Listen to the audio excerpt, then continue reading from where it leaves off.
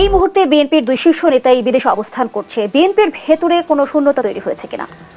না, এখানে বিএনপি তো একটা সাংগঠনিক কাঠামোর মধ্য দিয়ে বিএনপি গত 15 বছর যাবৎ আমরা আমাদের সাংগঠনিক কার্যক্রম চালিয়ে আসছি। তার কারণ আমাদের মাননীয় সাবেক প্রধানমন্ত্রী পার্টির চেয়ারপারসন উনি কারাবন্দী ছিলেন এবং কারাবন্দী থেকে মুক্তি পাওয়ার পরেও গৃহান্তরীণ ছিলেন।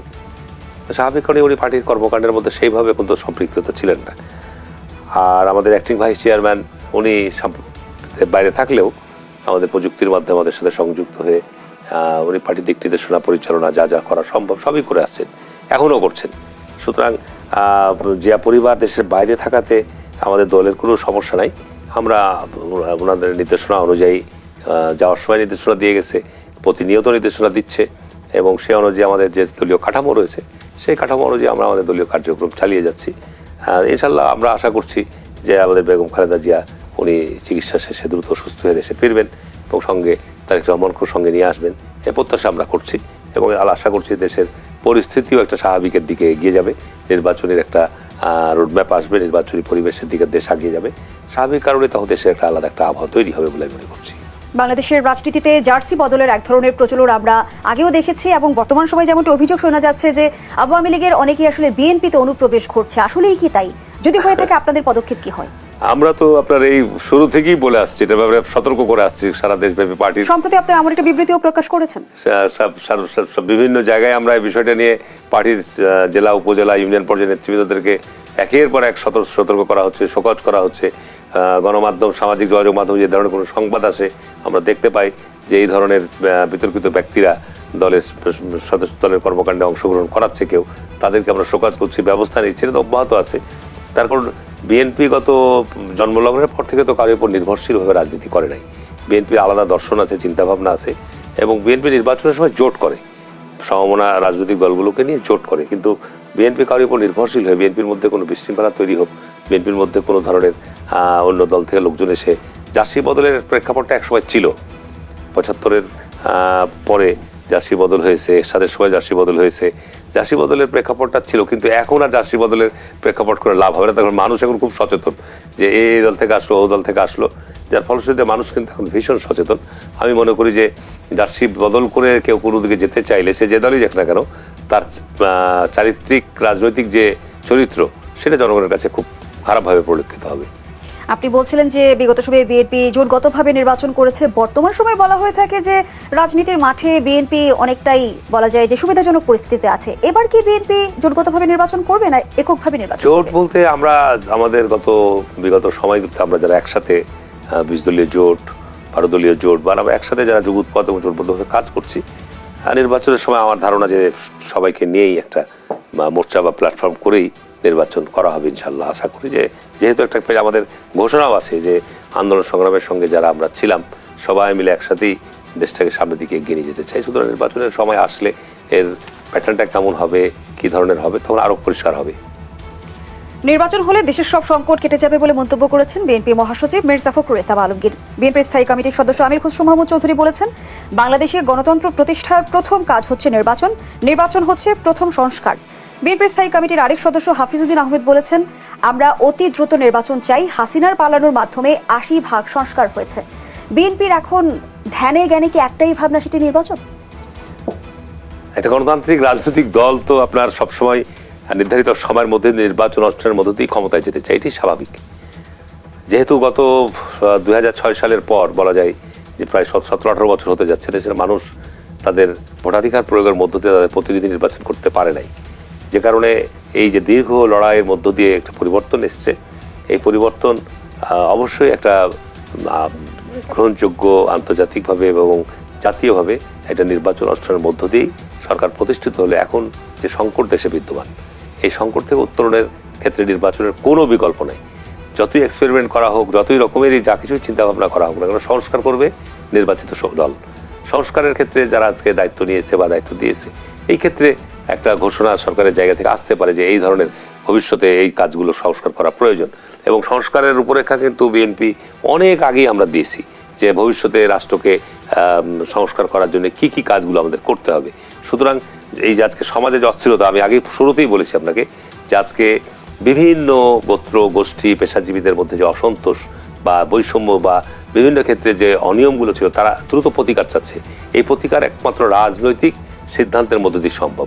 তবে এখানে লক্ষ্য করা যাচ্ছে যে যারা আগে সংস্কার না আগে আপনার বিচার এই নিয়ে একটা দ্বিধাদ্বন্দ্ব তৈরি করছে, এটা আমি অযৌক্তিক। কারণ নির্বাচন বিলম্বিত হলে স্বাভাবিক কারণে এই বিভিন্ন গোষ্ঠীদের এই সমস্ত দাবি দেওয়া বা এই সমস্ত জায়গায় তাদের হস্তক্ষেপ করার একটা সুযোগ থাকে। কিন্তু যখন একটা নির্বাচিত সরকার আসবে তখন কিন্তু প্রেক্ষাপটটা পরিবর্তন হবে। যে কারণে আপনি যে সমস্ত আমাদের জাতীয় নেতৃবৃন্দের কথা বলেছেন যে তাদের মন্তব্য কিন্তু অভিন্ন, যে এই সংকট থেকে বেরিয়ে আসার দ্রুত নির্বাচন ছাড়া দ্বিতীয় কোনো বিকল্প পথ নেই। নির্বাচন আর সংস্কার নিয়ে তো আমরা দেখছি বেশ কিছুদিন ধরেই আলোচনা চলছে, নানা তর্ক বিতর্ক চলছে। এরই মধ্যে আবার এরই বিতর্কে নতুন অনুষঙ্গ যুক্ত করেছে আগে জাতীয় সংসদ নির্বাচন নাকি স্থানীয় সরকার নির্বাচন। ইতিমধ্যে বিএনপির অবস্থান জানা গেছে, বিএনপি বলছে তারা অন্তর্বর্তী সরকারের অধীনে স্থানীয় নির্বাচন কোনোভাবে মানবে না। যথার্থই বলেছে, তার কারণ আপনার স্থানীয় নির্বাচন দিয়ে তো আপনি জাতীয় সংকটের সমাধান হবে না। স্থানীয় সরকার নির্বাচন কেন আগে হতে যাবে? আপনার অবশ্যই আপনাকে জাতীয় নির্বাচন আগে সর্বপ্রথম আপনাকে রোডম্যাপ দিতে হবে, তারপর পর্যায়ক্রমে ধারাবাহিকভাবেই আপনার সকল নির্বাচনই হবে। তার কারণ এই মুহূর্তে যদি আপনি স্থানীয় নির্বাচন দিতে যান, এটাকে কেন্দ্র করে যে পরিস্থিতি তৈরি হবে, এই পরিস্থিতিকে আপনার এই সরকার সেভাবে নিয়ন্ত্রণ করতে পারবে? আমরা ধরেন যে সহযোগিতা করলাম না, আমরা বললাম যে আমরা নির্বাচনে যাবো না, কাকে নির্বাচন করবে? কাকে নির্বাচন করবে? সুতরাং এইখানে আপনাকে বুঝতে হবে যে আজকে আমি জানি না উপদেষ্টা পরিষদ উপদেষ্টা মণ্ডলীর মধ্যে আজকে বলছে সকল রাজনৈতিক দল, আপনাকে বুঝতে হবে যে বাংলাদেশে সকল রাজনৈতিক দল, এটা শেখ হাসিনা বলতো যে আজকে 40টা নিবন্ধিত রাজনৈতিক দল, তো বিএনপি নির্বাচনে না আসলে তো কি হলো? আমাদের সাথে 30টা নিবন্ধিত রাজনৈতিক দল অংশগ্রহণ করছে। তো 30টা রাজনৈতিক নিবন্ধিত দলের বাংলাদেশ মাঠ পর্যায়ে তাদের ভোটের পার্সেন্টেজ কয় পার্সেন্ট? 2% না 3% না 4%? তো এখন আপনি যদি বিএনপির ভোটের পার্সেন্টেজের সাথে 2-3% ভোটের পার্সেন্টেজকে, যারা পার্লামেন্টে একটা সিটও পাবে না, শেখ হাসিনা বলতে কথা যে বিএনপি নির্বাচনে আসলে তো কি হলো? আমরা 40টা নিবন্ধিত দলের মধ্যে 30টা নিবন্ধিত দল নির্বাচনে অংশগ্রহণ করছে, আরও কিছু সাজিয়ে নির্বাচন অংশগ্রহণ করাতো।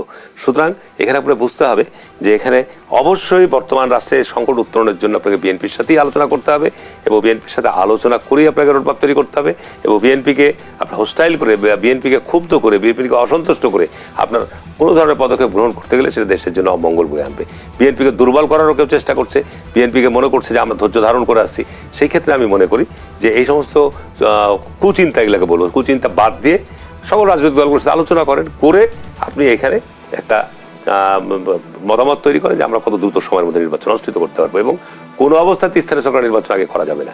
স্থানীয় সরকার নির্বাচন ইস্যুতে বর্তমান সময়ে যেমনটি দেখা যাচ্ছে যে বিএনপির বিপরীতে দাঁড়িয়েছে সরকার এবং অন্যান্য রাজনৈতিক দলগুলো, সমাধান কোন পথে? আমি বুঝছি না যে আজকে যে সমস্ত রাজনৈতিক দলগুলো নিয়ে আলোচনা হচ্ছে, এরা সারা বাংলাদেশে আপনার স্থানীয় সরকার নির্বাচনে তাদের অতীতের এই গত 50 বছরের ট্র্যাক রেকর্ডে কয়জন স্থানীয় জনপ্রতিনিধি নির্বাচিত হয়েছে? এটা আমার 1 নম্বর প্রশ্ন। কিন্তু স্থানীয় সরকার নির্বাচন তো অরাজনৈতিক নির্বাচন। অরাজনৈতিক নির্বাচন কিন্তু বাংলাদেশে রাজনীতির বাইরে এখন কিছু নাই। দেখবেন যখন নির্বাচনটা হয়ে যায়, যখন জাতীয় প্রতীক ছাড়া নির্বাচন হতো, নির্বাচন ফলাফল আসার পর তখন সব গণমাধ্যম, ইলেকট্রনিক্স এবং প্রিন্ট গণমাধ্যমে আপনার একটা সংখ্যা আসতো, পরিসংখ্যান আসতো যে কোনটা আওয়ামী লীগ সমর্থিত, কতটি জামাত সমর্থিত, কতটি জাতীয় পার্টি, কতটি বিএনপি। সুতরাং আমার কেন জানি মনে হচ্ছে যে এই নির্বাচন দিয়ে কি জাতির সব সংকট থেকে আমরা উত্তরণ করে যাবে? জাতীয় নির্বাচন হওয়ার পরে দেশে একটা ডিসিপ্লিনের মধ্যে আসবে, একটা শৃঙ্খলার মধ্যে আসবে। এখন কেউ হয়তো ভাবতে পারে যে জাতীয় নির্বাচনে যারা ক্ষমতায় আসবে তারপরে তারা আবার স্থানীয় নির্বাচনে প্রভাব বিস্তার করতে পারে। তাহলে আমরা এই রক্তপাত দিয়ে করলাম কি? আমরা 15 বছর ধরে যে দেশে গণতন্ত্র চাই, সুশাসন চাই, একটা অবাধ সুষ্ঠু নির্বাচন চাই, শুধু ওই জাতীয় নির্বাচনই কি আমরা চাই? আমরা চাই সকল নির্বাচনই সুষ্ঠু। আগে স্থানীয় নির্বাচনগুলো কিন্তু সুষ্ঠু হতো, কিন্তু আমাদের যে চাওয়া প্রত্যাশা, এখন যারা এই কথাগুলো বলছে তাদের মধ্যে মনে হয় আশঙ্কা হচ্ছে যে নির্বাচন হলে তো বিএনপি ক্ষমতায় আসবে, আর বিএনপি ক্ষমতায় আসলে তখন স্থানীয় নির্বাচনে হয়তো হস্তক্ষেপ করবে। এই ধরনের চিন্তাভাবনা মাথা থেকে তারা হয়তো এটা বলছে। কিন্তু এই নির্বাচনই কি শেষ? এই 5 বছর পর পর তোমাকে নির্বাচন করতে হবে, সব নির্বাচনই করতে হবে, জাতীয় নির্বাচনও করতে হবে, স্থানীয় নির্বাচনও করতে হবে।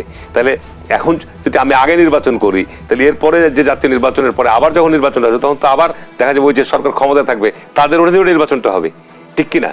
তাহলে আপনাকে এই জিনিসগুলো অযৌক্তিক, মানে একটা যুক্তিসঙ্গত যদি তর্ক করা হয়, একটা যুক্তিসঙ্গত যদি কথা বলা হয়, তাহলে একটা ব্যাপার থাকে। কেন নির্বাচনটা আগে করতে হবে, এটা কথাগুলো স্পষ্ট করতে হবে যারা বলছে কথাটা। তা আমাদের এই বিশেষ করে বাংলাদেশের আমাদের মানুষের মধ্যে একটা বৈশিষ্ট্য, আমরা সমস্যার কথাগুলো বলি কিন্তু সমস্যার সুনির্দিষ্ট সমাধান, সুনির্দিষ্ট দিক নির্দেশনা খুব কম দিই।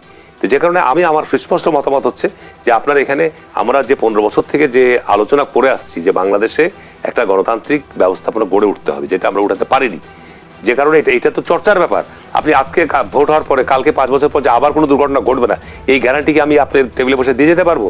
আবার দুর্ঘটনা ঘটতে পারে। যে কারণে আমাদের মধ্যে একটা জায়গা তৈরি করতে হবে যে বাংলাদেশে একটা গণতান্ত্রিক চর্চাটা যেন আমরা এগিয়ে নিয়ে যেতে পারি। এটা চর্চার ব্যাপার।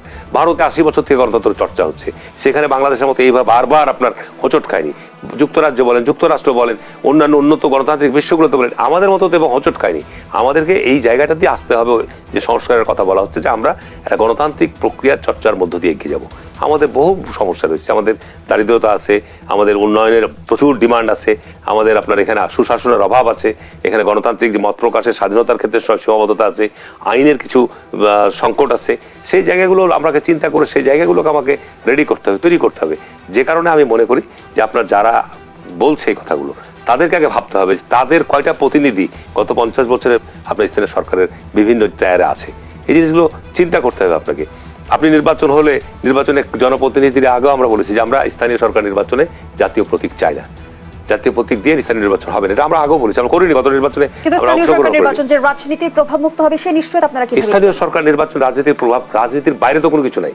রাজনীতির প্রভাব রাজনীতির বাইরে আপনি কিভাবে প্রভাবিত মুক্ত করবেন? বাংলাদেশের কোনো মানুষকে রাজনীতির বাইরে কি পাবেন? পাবেন না। নিউট্রাল যারা আছে, পরিস্থিতি দেখে যে হ্যাঁ কারা দেশ সুশাসনের জন্য ভালো, তারা সেদিকে আপনার মতামত দেয়।